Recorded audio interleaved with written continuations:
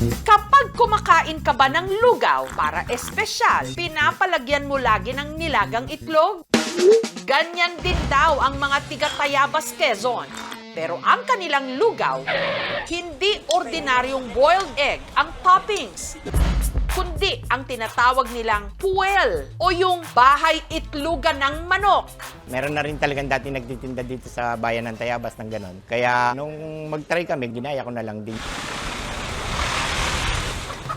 Ang puwel na kukuha raw ni na Romel mula sa mga manok na paitlugin o yung mga mahigit 2 taon na ang tanda. Wala sa Tayabas nitong ganito karaming pagpipilian. Kaya dito kami sa Lucena bumibili.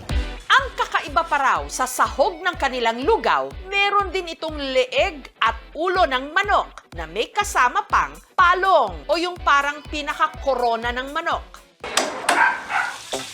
Kada araw, nakakaubos sila ng 50 manok. Ang kinatay na manok, matyagang tinitilad at nililinis ni Romel. Pagka siya hindi linalabog ng tama, makuna talaga siya. Pagka siya mano-mano mong sinalang, aksaya sa gatong. Para mas lumambot, ipini-pressure cook nila ito sa loob ng kalahating oras. At para naman daw mas maging malasa ang lugaw, ang inihahalo rito ni Romel, ginadgad na luya. Kasi merong customer na pag nakakain ng iwahiwang luya, ayaw nila. Kaya ginadgad na lang namin. Ang lugaw na may puwel, 70 pesos. 35 pesos naman ang may ulo at leeg na may palong. Iba yung diksyon niya, katulad ng iba na lugaw lang basta. Kakaiba, hindi ko naman paliwanag. Sa panahon ngayon, saan ba makakarating ang iyong 2 pesos? Candy po, tsaka bubble gum. Fishball. Dito sa Marulas, sa Valenzuela City, sa 2 piso, makakatikim ka na ng lugaw. Kada takal kasi ng lugaw ni Mang Romy, 2 pesos lang. Para maging mabili. Yung mga magulang na hindi kaya magbigay ng malaking pera sa anak, mapakakain mo. Taong 1974 pa, nung itinayo ni Mang Romy ang kanilang lugawan, nagsimula sila noon sa presyong 25 centavos lang. 175 lang. Pag kumain ka, isang lugaw, 25, ang baboy, piso, ang tokwa, 50. Mura pa naman nun. Bigasan daw talaga ang negosyo ni Mang Romy nung dekada 70. Pero nung nalugi ito, May nakakwento ko, paglugaw ka na lang. Yun nga, sinubukan ko. Since elementary days pa lang po, kumakain na po ako dito. 2 na anak ko, dito pa na ako makain. Lalo na pag maulan, masarap kumain dito. sa loob ng mahigit 5 dekada, ilang beses pa lang daw nagtaas ng presyo ng lugaw si Mang Romy.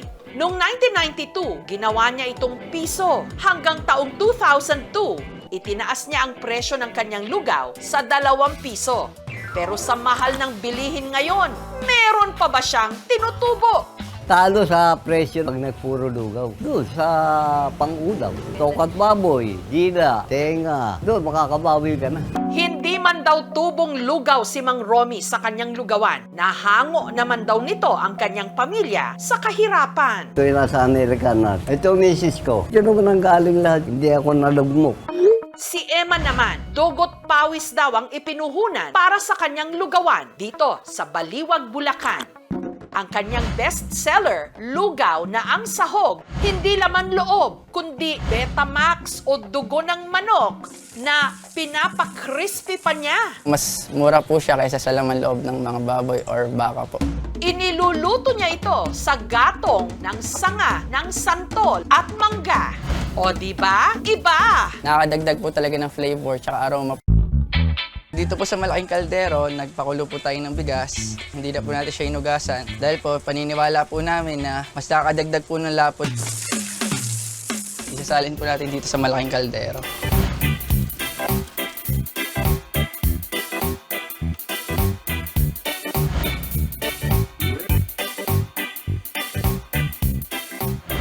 Kada serving, 15 pesos. Nung natikman ko po to, umalik po sa akin yung childhood memories ko. Sa ganitong way nagluluto sila, lola and mama ko po.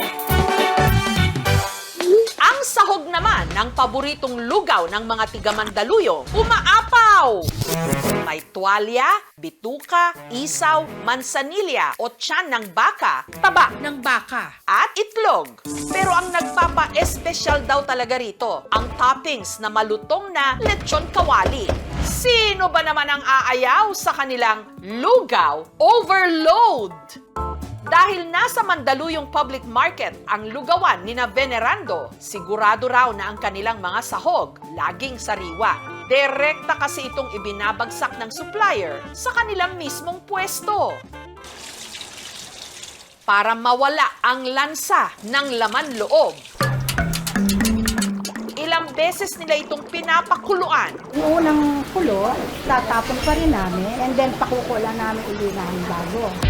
Katulad ng iba, sinasama nila yung sabaw, kaya maamoy. Yun ang kaiba ng mga ibang maglulugaw. Ang bigas na ginagamit namin is natural na bigas, tsaka may mix na malagkit. Para yung lapot niya, tamang-tama lang. Kada araw, nakakabenta sina Venerando ng 5 malalaking kaldero ng lugaw. Isang araw, siguro kumikita ka na 4 to 6,000 a day. Maiiwas sa dila mo yung lasa. Kahit pag minum ka lang uminom gano'n pa rin. Kaya kada uwi ko lang galing ibang bansa, automatic dumadaan ako rito. Dahil dito, nakapagpatayo na siya ng bahay, nakapagpundar ng sasakyan, at napagtapos niya ng kursong HRM o Hotel and Restaurant Management ang kanyang anak na si Vladimir na siya na ngayong nagpapatakbo ng kanilang family business. Idediretso ko po kung ano po yung nasimula ng mga magulang ko. Sa sobrang gutom at pagod, lugaw ka na ba? Pwes, maglugaw ka muna!